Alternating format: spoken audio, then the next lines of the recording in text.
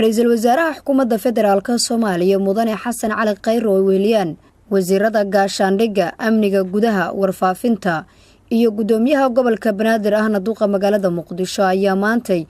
booqasho shaqo ku tagay degmada Daynile ee gobolka Banaadir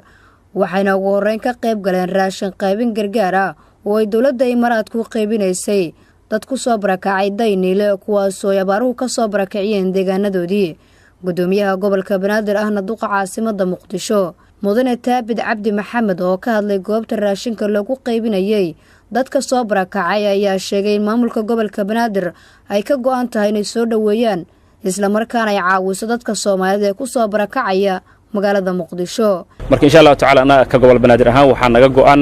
hadii ay tahay gudiga gurmadka abaaraha ee gobolka Banaadir iyo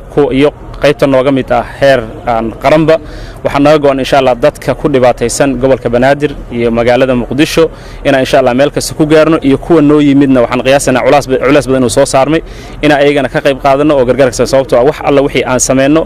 ilaahay idinkii sida Muqdisho ugu hormar u gaari jirta ay ku gaaraysaa khayr kasta ay sameeyso qorshaha maamulka cusub ee gobolka Banaadir kamid ah in runtii la helo ugu yaraan adeeg caafimaad in laga helo degmooyinka si kastaba ay ku suurtagal kartaa hadii ay noqon lahayd mid fadhiya ama hadii ay noqon lahayd mid wareega waxaan ka wadaa mobile mid meelaha tagay marka ayadana taa way naga go'an tahay insha Allah waan ku dadaalanaa ra'iisul wasaaraha xukuumadda federaalka Soomaaliya Mudane Xasan Cali Khayre ayaa dawladda Imaaraadka Carabta uga mahad celiyay gargaarka uga qayb qaadanayso gurmadka abaaraha isagoo tilmaamay in baahida iyo dhibaatada looga bixi karo inay isku tashadaan dadka Soomaaliyeed waxaan nimid degmada Daynile oo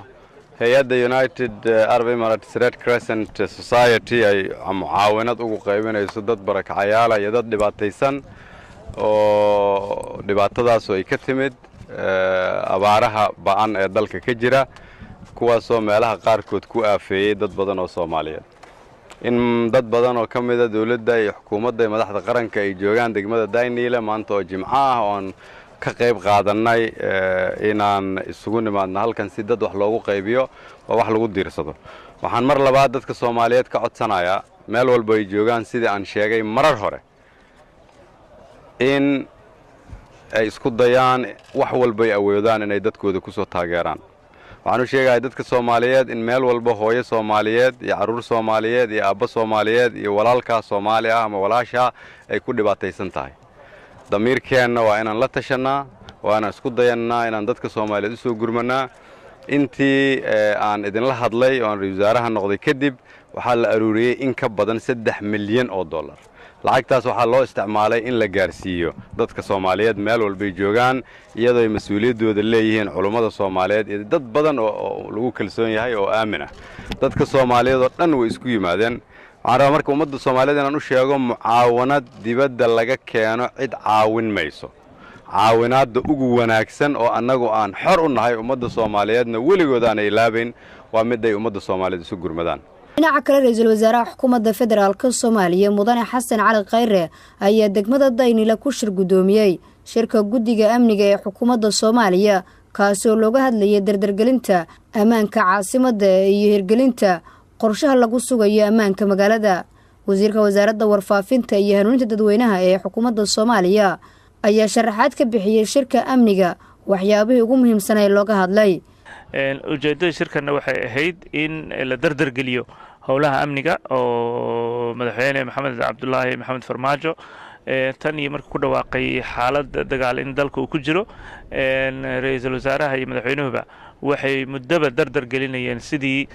loo xoojin lahaa amniga iyo nabadeynta sidii shacabka Soomaaliyeed loogu abuuri lahaa fursad iyo jawi nabdoon oo xasilan arrimaha ajandooyinka maanta laga hadlayo waxa kamid ahaa qorshiga amniga ee caasimadda iyo sidii loo dardargelin lahaa dhaqangelinta qorshahaas isaga ah iyadoo la kaashanayo shacabka sababta Daynile loogu yimid maanta waxay ahayd oo shirkii ka dhici jiray awal xafiiska ra'iisul wasaaraha in loo dhawaado bulshada in shacabka Soomaaliyeed meel walba joogaan loogu tago tan oo ah dhaqan dawladda cusub ee bilowday bacdama dawladdan ay tahay dawladdii shacabka ka haysatay kalsoonida buuxda oo 8 Febraayo isbedelkii dalkan ka dhacay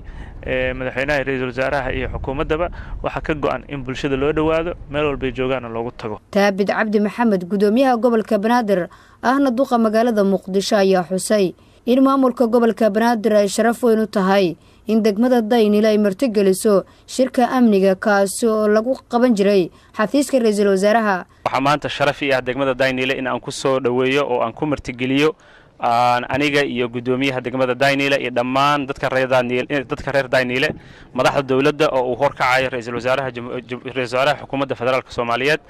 mudan Xasan Cali Khayre iyo dhammaan wasiirada sida wasiirka warfaafinta oo ila taagan iyo wasiirka amniga iyo sidoo kale taliyaasha ciidamada iyo dhammaan intii maanta ka soo qayb gashay oo shir muhiim ah halkan lagu qabtay. Nasr Bashir Ali, warbaahinta qaranka Soomaaliyeed, magaalada caasimadda Muqdisho.